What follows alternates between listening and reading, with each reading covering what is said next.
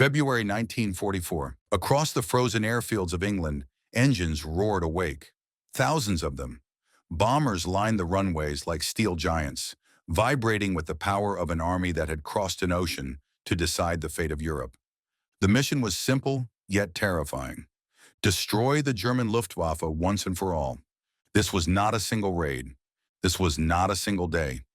This was Operation Big Week, the week when the United States 8th and 15th Air Forces ripped open Nazi Germany's skies and forced the Luftwaffe into a showdown it could not escape.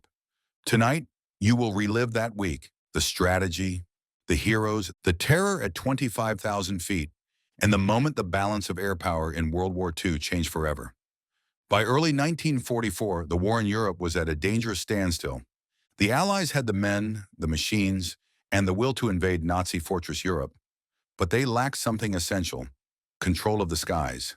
The German Luftwaffe, though bloodied, remained one of the most lethal air forces ever built.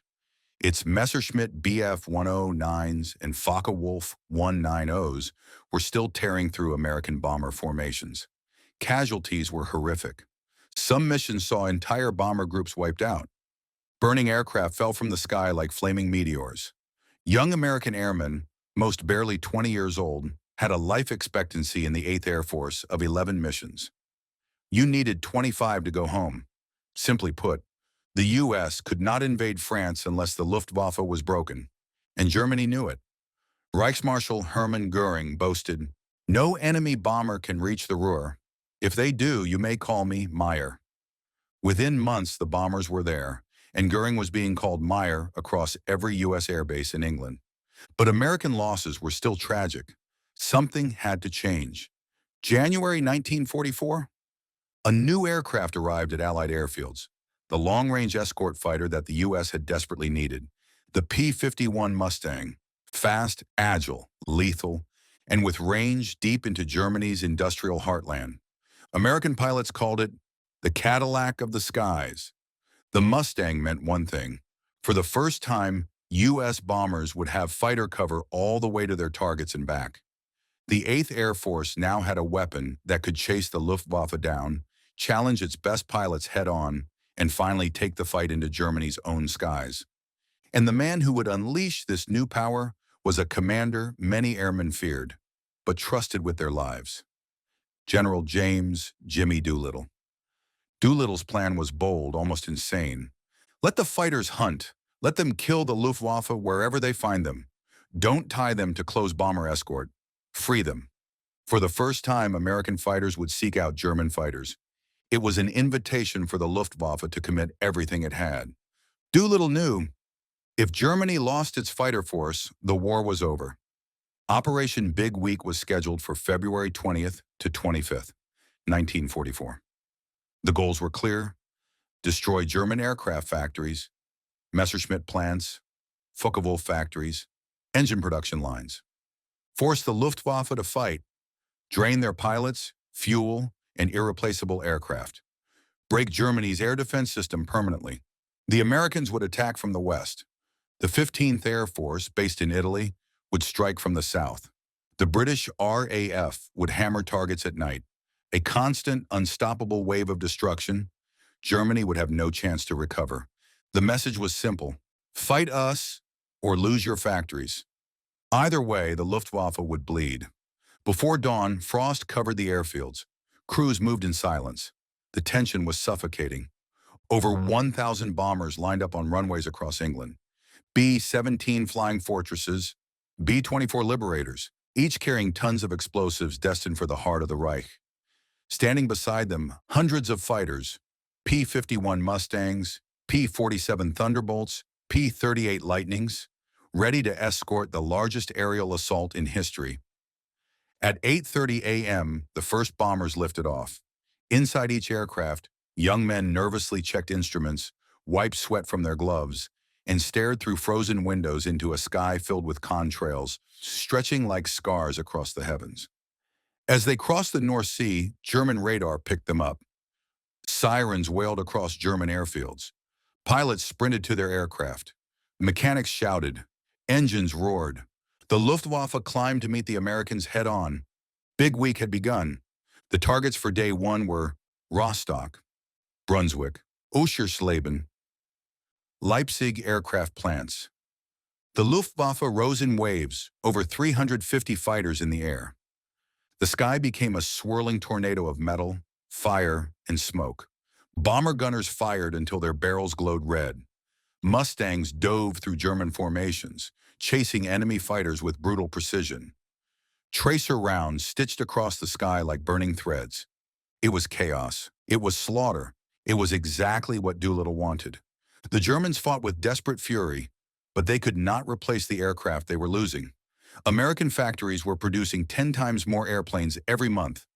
By sunset, the Luftwaffe had lost dozens of fighters, and Big Week was just beginning. Day 2 targeted Augsburg, the beating heart of Messerschmitt production. German pilots exhausted from the previous day, strapped into battered fighters, some patched with sheet metal. They had no choice. The American Mustangs swept ahead of the bombers, engaging the Luftwaffe before they could form a proper defense. For the first time in the war, many German pilots found themselves hunted. A veteran Luftwaffe ace famously said, "We owned the skies for years. Now we were prey." The Messerschmitt factories burned. Entire production lines were destroyed. Germany's fighter output would never fully recover. But Big Week was not without sacrifice.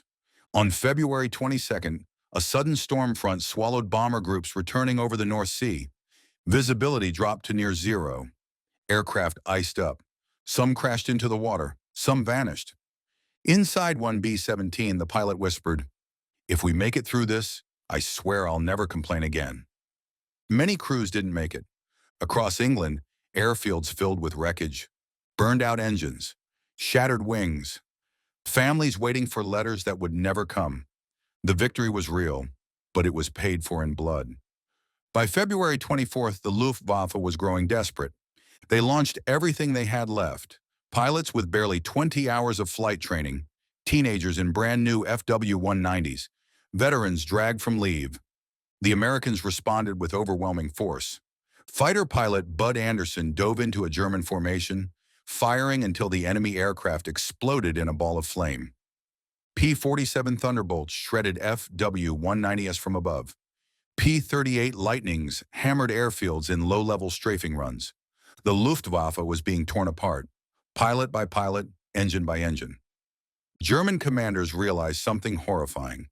If this continued for even one more week, Germany would have no air force left. On February 25th, the last day of Big Week, over 800 American bombers struck Regensburg, Augsburg, and Stuttgart. The factories, once the pride of the Reich, were now smoldering ruins. German pilots who survived limped home low on fuel, ammunition gone, wings riddled with holes. Some landed on roads. Some crash-landed in fields. Some never returned. In those 6 days, the Luftwaffe had lost its best pilots, its trained reserves, a huge chunk of its factories, and its ability to stop the Allied air onslaught. Operation Big Week had achieved the impossible. When spring 1944 arrived, something extraordinary happened. American bombers flew deep into Germany, and German fighters stopped rising to meet them. The Luftwaffe was crippled. By June 6, 1944, D-Day, the Allies owned the skies over Normandy.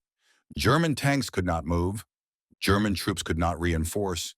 German commanders were blind. One Luftwaffe general said bitterly, "We lost the war in 1 week."